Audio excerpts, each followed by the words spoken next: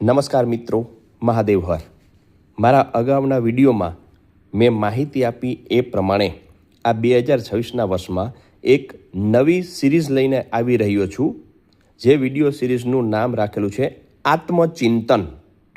હા મિત્રો, આ આત્મચિંતન નામના વિડીયોની સિરીઝની અંદર હું આપને માટે મોટિવેશનલ, આપને માટે માર્ગદર્શક, પથદર્શક અને જીવનની અંદર મનુષ્ય ઉદ્ધારક વિડીયો વિશેની અને જાણકારી વિશેની વાતચીત કરીશ.